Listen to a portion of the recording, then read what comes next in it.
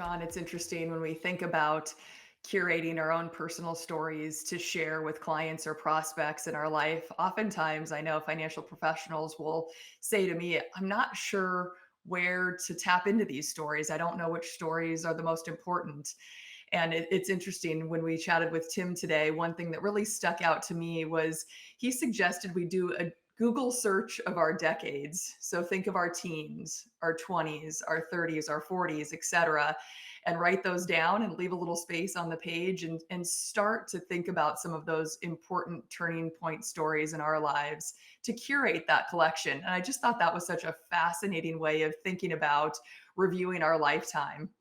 It's funny, Julie, our friends, the researchers at the MIT Lab often tell us that those stories, those events that happen in our late teens, early 20s, mid 20s, oftentimes really determine our worldview, how we think about things. And it was really interesting in our conversation with Tim Owings, how that same sentiment was reflected in terms of assembling stories that can better align us with our clients. So, with that, why don't we bring everybody in on the conversation that we had with Tim Owings? Hi, I'm John. And I'm Julie. We're the hosts of the Hartford Fund's Human Centric Investing Podcast. Every other week, we're talking with inspiring thought leaders to hear their best ideas for how you can transform your relationships with your clients.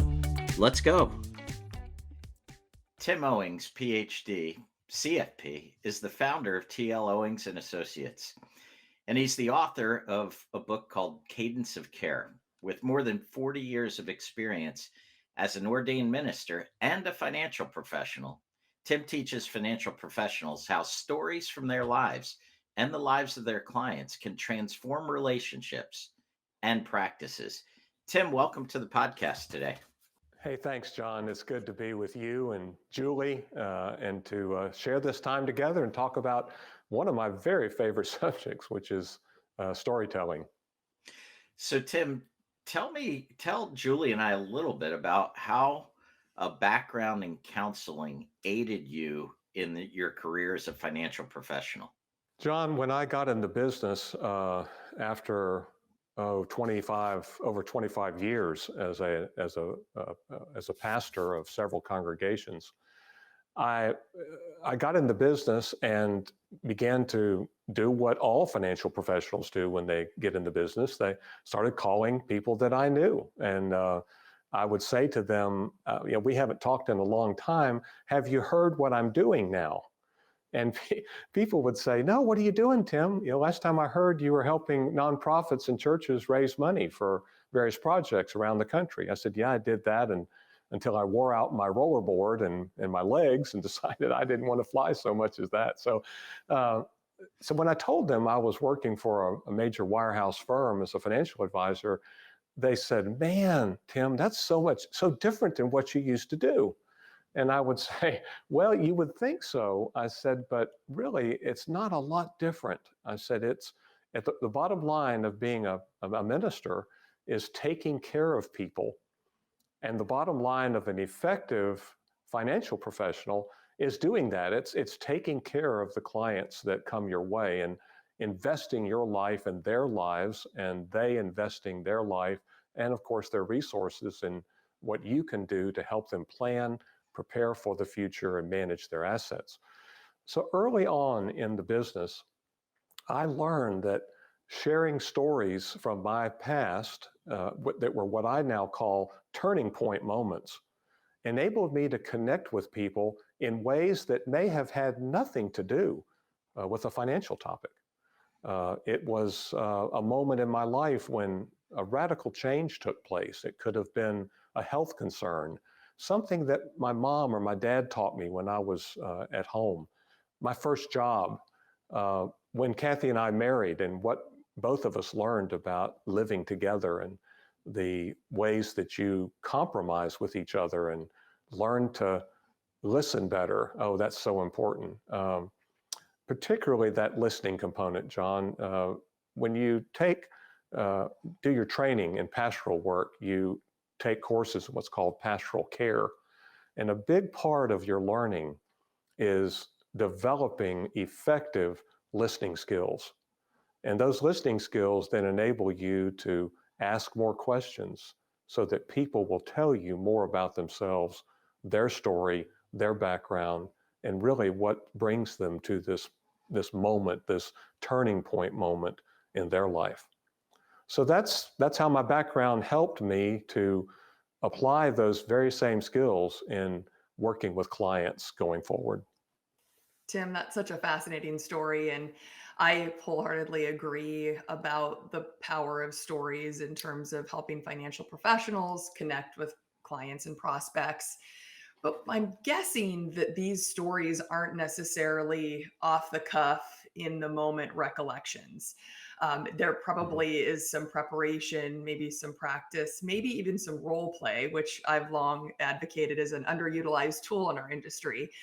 But could you tell Yeah. us a little bit about the process of curating some of these turning point stories? Because I know when John and I speak with financial professionals, I feel like they certainly have the stories in their repertoire, but they're not necessarily um, laser focused, prepared, kind of with that beginning, middle, and end.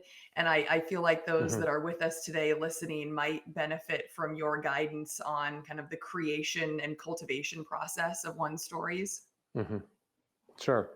That's a great question, Julie. And the best way that I've found to, as you say, focus on the turning point moments in my life that may be candidates for a story. Now, let me be clear, not every turning point moment in Tim's life is a candidate for a story. I can promise you that. And I wouldn't share them. But what I suggest that financial professionals do is to do what I would call a Google search on your own life. So go back and take what I call decade searches. So take a moment.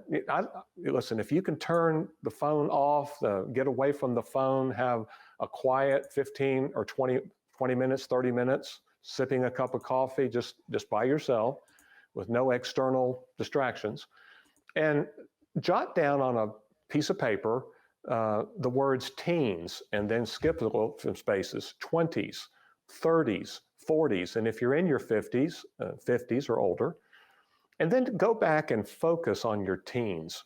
I find that there are a couple stories that I've curated from my childhood. My unfortunate but really fortunate experience with contracting polio as an infant was difficult for my parents, but it was perhaps the major turning point in my life that affected and shaped who I became. But at teenage years, we begin to deal with things like first job, dating experiences, uh, graduating from high school, learning to drive, all those teenage moments. And there are teachable moments we have when parents and significant others in our lives, like teachers and extended family, guide us, sometimes admonish us when we do something stupid in our teens. But then go to your 20s and say, let me look back in my 20s. And here's the key word. The key word is change. When did a change take place in my life in each of those decades? Will Storr, who is a columnist in Britain, wrote a book titled The Science of Storytelling. And he begins that little book by saying, every story begins with change. So note down in those decades of your life, your teens, your 20s, your 30s, your 40s, what were some significant change moments that happened? And then reflect on those and say, okay, what happened? Here's the four components of a good story. What happened? What did I do? Or what did I fail to do? What did I learn in that moment? And then from that learning, what difference has it made in my life? And if you can wrap your story around those four movements in a narrative, what happened? What did I do? What did I learn? What difference has that made? You are on the road to create your first turning point story that may be a candidate to work into a client conversation.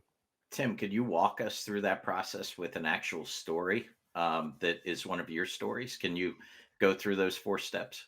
So a story that I tell in the white paper that Hartford has released, titled "The Power of Stories," is one of my favorites because it was a painful, teachable moment when I was about 11 years old, 11 or 12 years old. At that time, my older brother and sister were in college. My younger sister and I were still at home, and my parents were part of a bowling league through our church.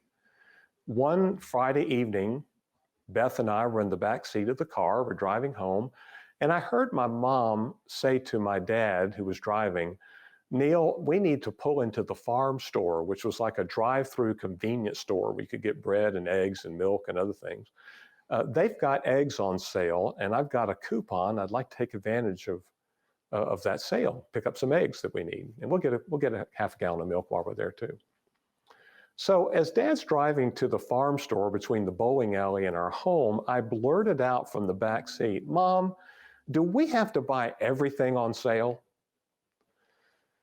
Well, my mother was a child of the Depression, as was my dad, and let me tell you, that was not the question to ask Eileen Owings coming back from the bowling league with a coupon in her hand. And she turned to me and she said, "Tim, your brother and sister are in college, and we're having to watch our expenses. I don't want to hear any more from you about buying things on sale because one day you and Beth are going to want to go to college, and your dad and I are preparing to make that happen." So let's deconstruct that story. What happened? Well, I'm in the back car with my sister. My parents are in the front seat, and we're driving home. And my mother said to my dad, "Neil, let's go to the farm store to pick up some eggs on sale."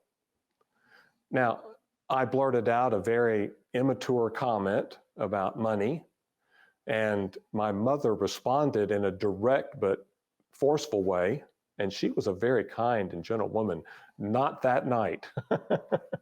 and then she told me what I needed to hear, and then from that moment on, I learned something about my family. I learned something about myself and about the importance of planning. It made a huge difference in my life at 11, 12 years old, and I've drawn on that story and shared it with clients about how important it is to prepare for college, for your children's college education, for retirement, for the purchase of a second home, whatever that may be. Tim, how did you take that story? I'm thinking for a financial professional listening today, they might have just heard your story and thought, wow, I've had several interactions with family or close friends, through my childhood that are very similar to that. But gosh, I never really connected that day and time about the coupon and the eggs or whatever happened in their particular story to sort of a life lesson and a mindset around money or preparing to save or any of those major economic type events that could potentially be a learning lesson for others, especially clients or prospects. How best do you think someone should go through the process of, say they've gone through the Google search and maybe they've gone through the decades and they have these stories? Is it best to find a sounding board in your life to walk through the stories and try to connect the principles and the learning lessons? I'm just thinking if someone is sitting there with their own thoughts, sort of in their own story, how do you sort of step out of that, rise above that, and kind of look down on yourself and say, okay, this story is such a great example of the power of saving, or this story is such a great example of listening or empathy? How would you suggest someone get started on that path of really kind of curating those stories from their Google search of their decades? Julie, that question is so important for this reason. When you're with a client or a prospect, you want them to be talking 75% of the time, and you're talking 25% of the time. One of my senior clients when I was in the business, by the way, he turns 95 this month, which is kind of cool. He said to me many years ago, I learned so much from this man, but he said to me, he said, "Tim, have you ever thought about this?" I said, "What, Bob?" He said, "The happiest person in the room is the person talking." And I thought, oh, Bob, that's true. That's true. When you're talking, particularly talking about your life and important moments in your life, you like it when somebody says, tell me about whatever, and you get to talk about yourself. Well, financial professionals need to be careful that with the stories that we're curating, we remember that the goal is for our clients to be talking 75% of the time and us to be talking 25% of the time, because we want them to be the happiest person in the room. We want them to hear their voice and to be talking about their life and their needs. So here's what I suggest. All of us have what I call a list of onboarding or financial planning questions that we ask of our prospects and clients. Tell me about your work, your education. Where have you lived? How long have you been at this location?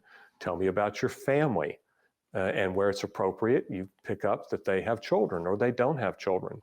And then often when they talk about their children, if they do, the grandchildren, if they have grandchildren, will come into the focus. And then you ask about their job and about how long have you been at this position? What made you change into this new job? And then, of course, we ask the financial questions. We get to that in a learning conversation with a prospect, and we're always learning with our clients. And we just stop and say this: don't ever come to the position as a financial professional where you believe that you know your client. You always want to learn more about them, and they've got more to tell you. So here's how I decide the stories to curate. I go through my list of information that I want from a prospect or a client: personal, family, education, business, health. Are parents still living? If so, tell me about your parent or parents who are living.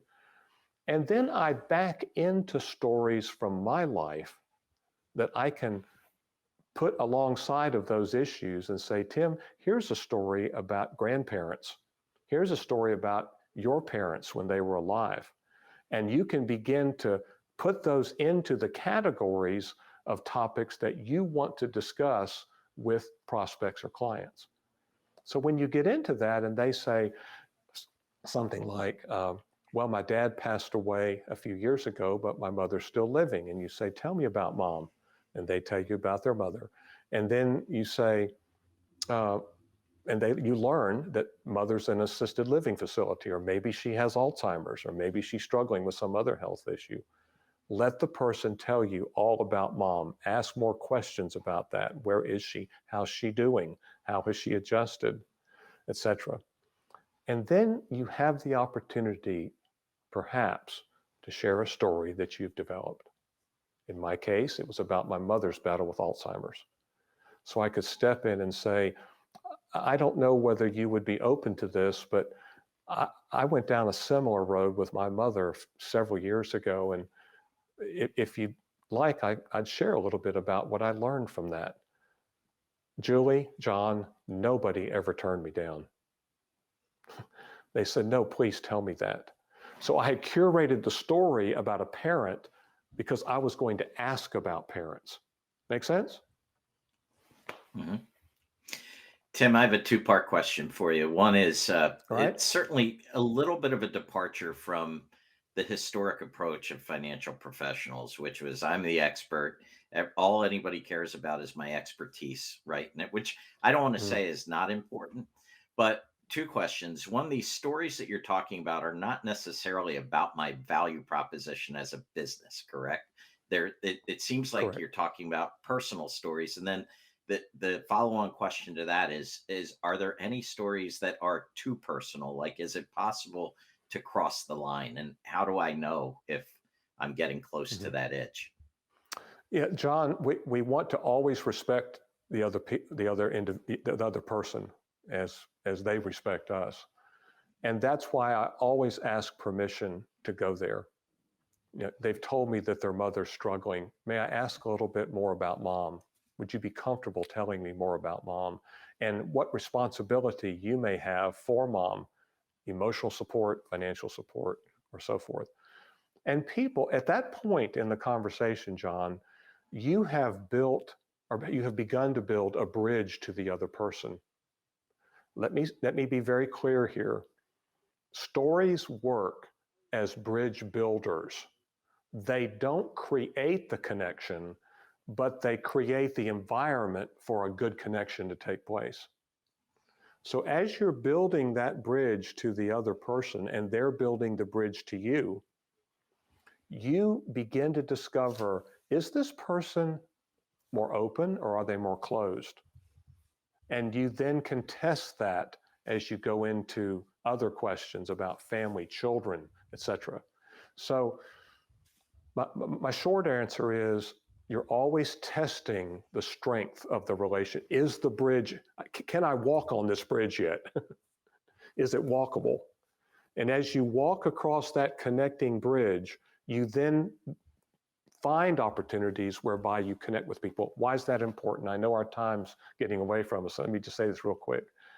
It's real important that the people we serve see us as human beings with feelings, stories, past and present, struggles that we've had. We become more relatable when we do that, and people want to work with financial professionals that are as much about human life as they are financial concerns. Thanks so much, Tim, for sharing with us today how to sharpen your storytelling skills to benefit your business. For those that are interested in more information on Tim's guidance and curation of your own stories, please visit hartfordfunds.com/stories to view his Power of Stories white paper, workbook, and presentation.